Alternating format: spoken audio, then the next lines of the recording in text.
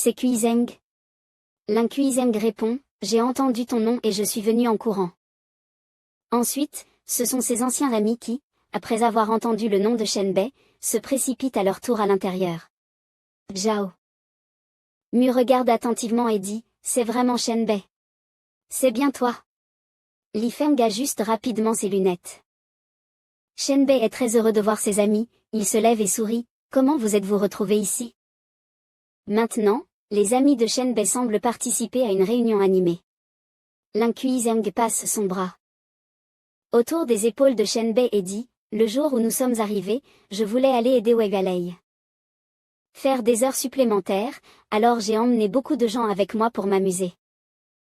Zhao Mu ajoute alors, on voulait te demander si tu étais disponible, mais Li Feng a insisté pour dire que tu étais occupé.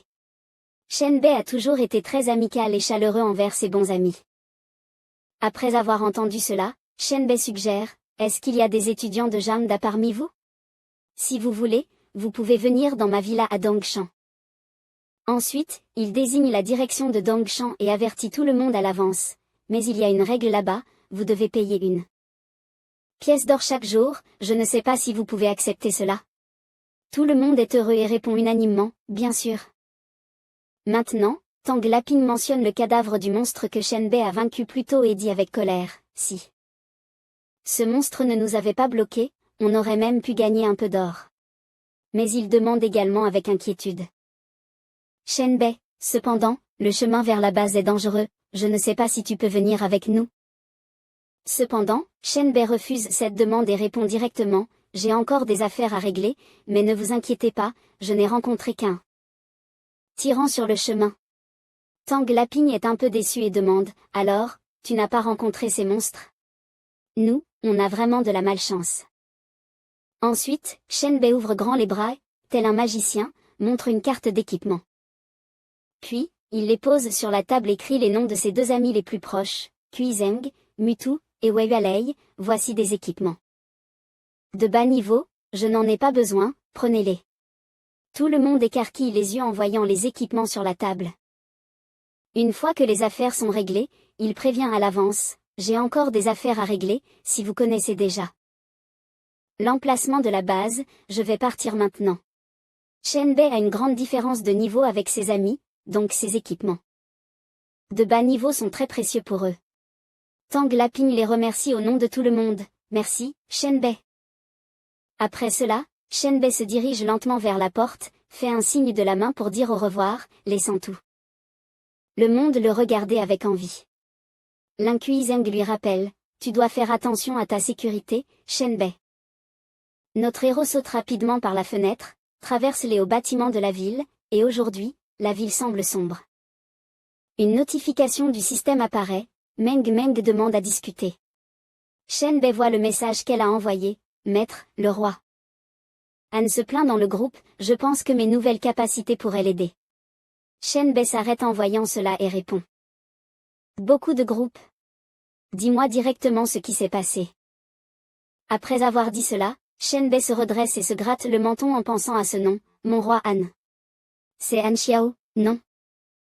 La scène se déplace vers l'appartement des amis de Shenbei. Xiaobei s'approche anxieusement de Tang Laping et lui dit, Tang Ge, allons à la base.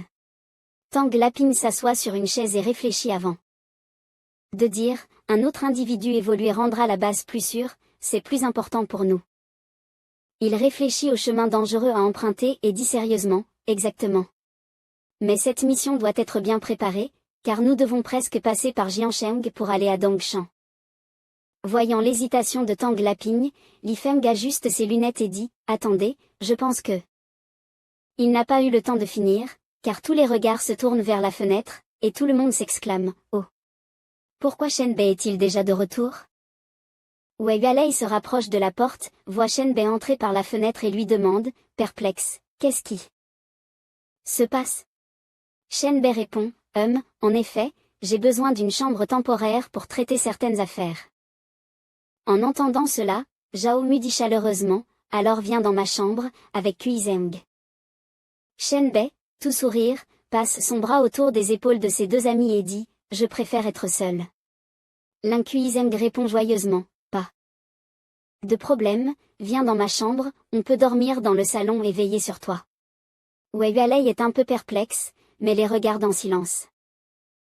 Soudain, elle se souvient et court rapidement vers lui, criant « Ah, Shenbei, attends-moi une minute !» En courant trop vite, Tiwei se penche pour reprendre son souffle, tout en demandant « Je viens de l'oublier, tu connais le numéro d'évolution de Somka? Je voudrais l'ajouter en ami. » Il se tourne et lui répond immédiatement, 990 225. D'ailleurs, Tiwei demande, Linkuizeng demande aussi, Shenbei, et ton numéro? Zhao Mu et moi aimerions aussi t'ajouter en ami. Shenbei répond sans hésiter, 01.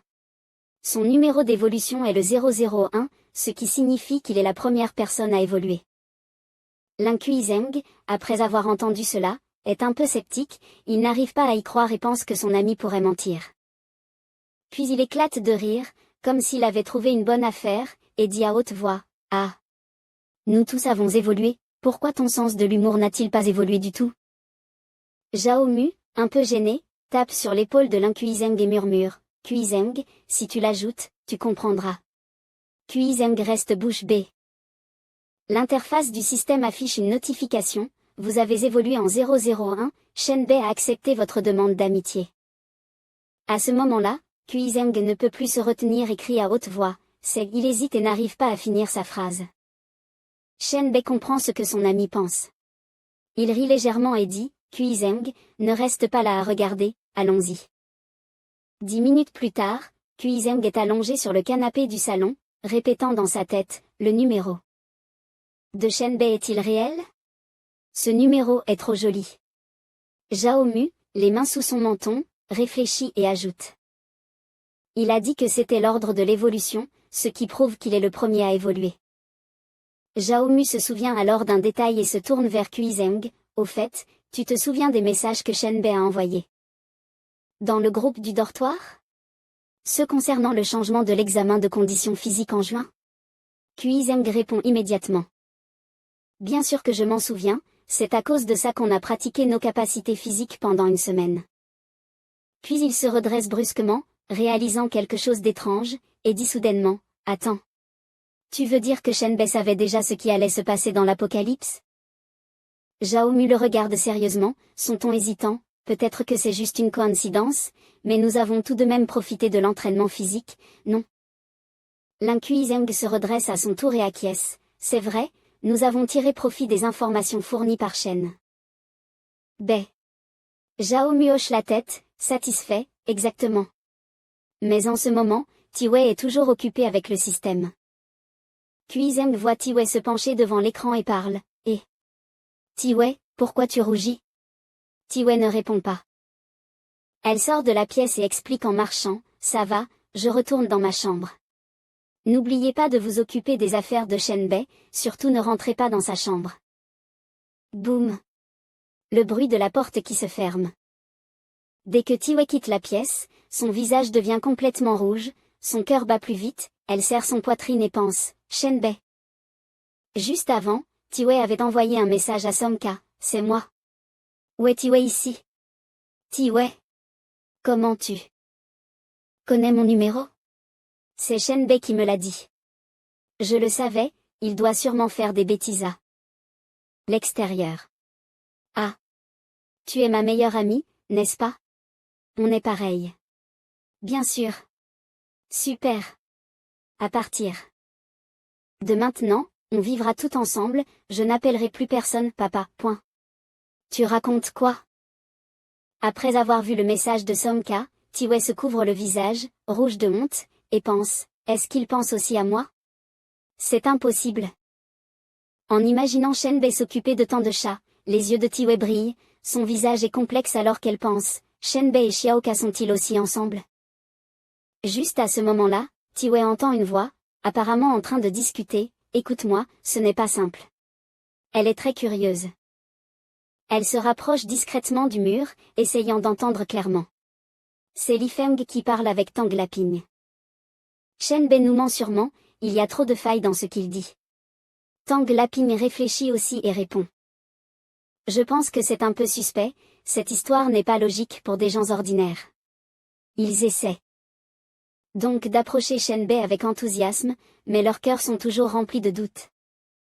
Tang Laping, en partant, dit « Quoi ? C'est Song Zikyom qui l'aide à gérer la base ?» Ça sonne comme des vantardises. Après avoir entendu cette conversation, Tiwei se sent très inquiète, elle sent que des troubles internes vont bientôt éclater. En même temps, l'interface du système affiche « Rappel, espace du rêve, magie de la capitale ». Shenbei demande à entrer dans un espace indépendant pour un rêve, flottant dans le vide, il déploie ses ailes de papillon. Dit « Bonjour tout le monde, j'ai fait quelques arrangements dans le monde réel, c'est pourquoi je suis un peu en retard. » Ensuite, il dit d'une voix grave, « Il semble que je sois peut-être la seule personne qui reste. » Devant lui se trouvent deux personnages qui ont éveillé leur talent dans le groupe de discussion, et ils se sont rassemblés dans le monde des rêves. Meng Meng sourit en voyant Shenbei. Le jeune homme portant un sweat à capuche s'appelle Han Xiao, surnommé Han Wang. Il enlève prudemment sa veste, se lève et dit, « Empereur. Bei. Enfin je vous rencontre. Je savais depuis longtemps que vous seriez beau, mais vous êtes encore plus beau que ce que j'imaginais. » Meng Meng lui lance un regard et taquine Han Xiao, vraiment un expert en flatterie. Han Xiao tire la langue et répond, « Oh. Ce n'est pas le cas, tout ce que je dis est la vérité. » Ce jeune homme au style street s'appelle Ouya. Après avoir vu Shenbei, il s'approche et dit, « Bonjour, grand seigneur.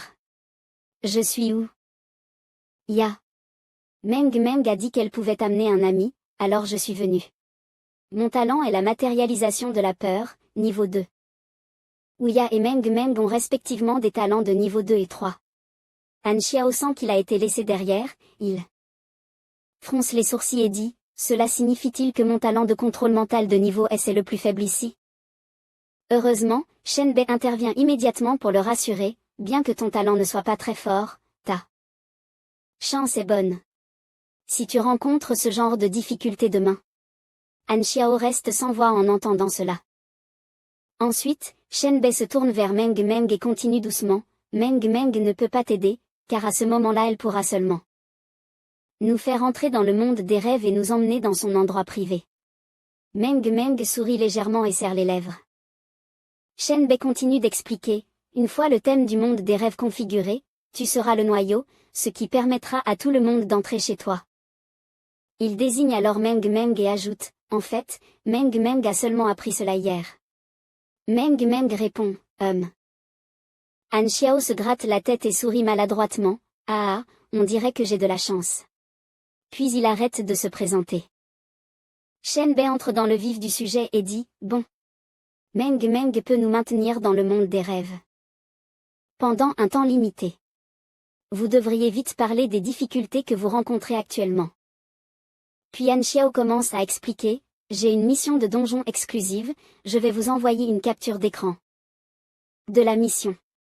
Ce n'est pas loin, on peut discuter en marchant. Les trois autres l'écoutent attentivement. Le panneau du système apparaît, famille mystérieuse, mission exclusive est-ce dans les biens de ton père? Tu as trouvé des documents médicaux venant de l'hôpital psychiatrique de Hongxing, avec des noms que tu n'as jamais entendus. Tu veux en savoir plus. Quels sont les symptômes de cette maladie génétique? Pourquoi ma tante n'en a-t-elle jamais parlé? Ton talent mental puissant est-il lié à cette maladie? Il semble qu'il y ait une clé pour résoudre ce mystère à l'hôpital psychiatrique de Hongxing. À l'hôpital psychiatrique de Hongxing, numéro 16, le monde des rêves a été transféré ici. Han Xiao pointe l'emplacement du donjon et dit, voici l'hôpital psychiatrique de Hongxing, quand je l'ai trouvé, il était déjà devenu un donjon. Han Xiao se tient de manière déprimée devant le donjon et dit, j'ai essayé d'y entrer une fois, mais j'ai vite abandonné. Shenbei reste silencieux et permet à Han Xiao de continuer. Han Xiao croise les bras, fronce les sourcils et dit, je ne peux pas vaincre ces monstres de difficulté cauchemar. Entre le niveau 5 et 12, et je ne peux pas attendre pour monter de niveau. Quand j'ai abandonné la première fois. La volonté de l'univers m'a averti que quelqu'un avait remarqué ma présence et pourrait tout emporter. Après la confession de Han Xiao, Shenbei comprend instantanément le problème, la lumière brille sous ses pieds, et il ouvre les mains en disant, je comprends. Le système affiche, l'équipe est-elle prête à entrer dans le donjon de l'hôpital psychiatrique de Hongxing? Dans l'espace virtuel, Shenbei se tourne élégamment vers tout le monde et demande, tout le monde est-il prêt? Quelques instants plus tard, dans le monde des rêves de Magie-Du, dans le donjon de l'hôpital psychiatrique de Hongxing, Shenbei, Anxiao, Ouya et Meng Meng se tiennent devant la porte de l'hôpital.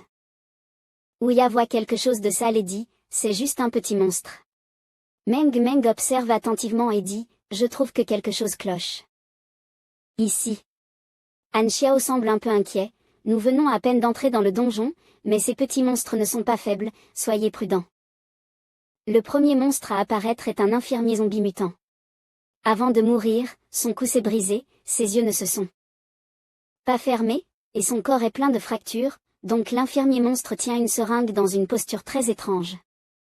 Ouya s'avance en premier, retrousse ses manches et dit, attendez un moment, laissez-moi essayer ce monstre. Il s'approche du monstre. L'infirmier monstre se précipite soudainement vers Ouya à grande vitesse depuis loin. Immédiatement, Ouna a montré l'autorité de son métier 2S, une silhouette massive d'une stèle en paille. Apparue derrière lui, dégageant un puissant flux d'air bleu, forçant le monstre à reculer précipitamment. Lorsqu'il a vu l'autorité du métier 2S, le monstre a été si effrayé qu'il est tombé au sol, terrifié. Le cœur du monstre restait rouge et battait fortement, il fronçait les sourcils, semblant pitoyable. Le visage géant, accompagné d'un sourire étrange, se rapprochait de plus en plus, et Ouna, avec un air menaçant, cliqua des doigts et dit, module de terreur, règle de violence. Immédiatement, le cœur du monstre a été brûlé, il est tombé douloureusement en criant, les morceaux du cœur. Ne laissant que descendre. Il cracha du sang noir et mourut sur place. L'interface du système indique, notification. Un membre de l'équipe a tué l'infirmière, les points d'expérience de folie ont été attribués. La performance d'aujourd'hui a impressionné tout le monde. Meng Meng s'exclama, on dirait vraiment un boss de méchant. Anxiao, surpris, complimenta, c'est vraiment impressionnant. Même Shenbei le complimenta, pas mal. La récompense du premier boss était une carte avec l'inscription, Tianming Nianbaode, attaque mentale aiguë avec explosion. Inflige des dégâts mentaux aux monstres dans une certaine zone. Le son de l'attaque attire l'attention des monstres. Après avoir regardé la carte, Ouna se tourna vers tout le monde et dit, on a aussi de la chance, c'est une compétence d'explosion. Après avoir entendu cela, Shenbei estima qu'il n'en avait pas besoin, alors il se poussa et dit, Anxiao, Meng Meng. Vous avez tous les deux des talents mentaux, vous choisissez.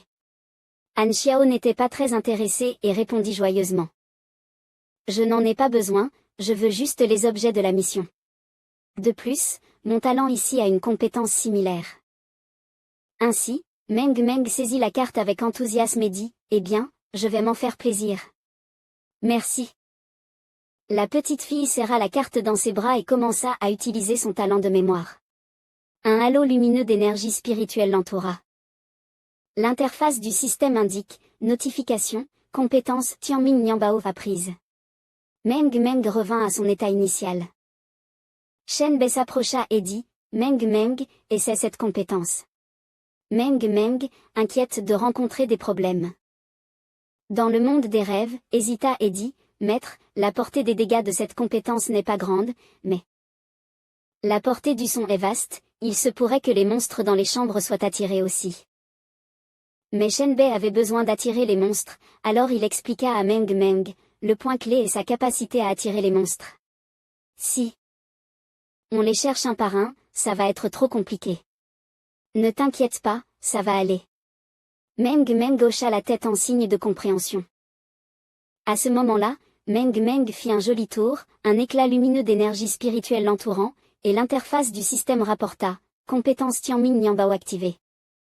Quelques minutes plus tard, la compétence utilisée par Meng Meng généra une onde de choc, attirant une grande quantité de zombies et de monstres autour des 4 personnes, grimpant du bâtiment de l'hôpital, venant de toutes les directions. Shenbei observa les monstres avec satisfaction, bien qu'il y en ait beaucoup, il ne ressentait aucune peur. Il s'exclama joyeusement, l'effet d'attirer les monstres est vraiment génial.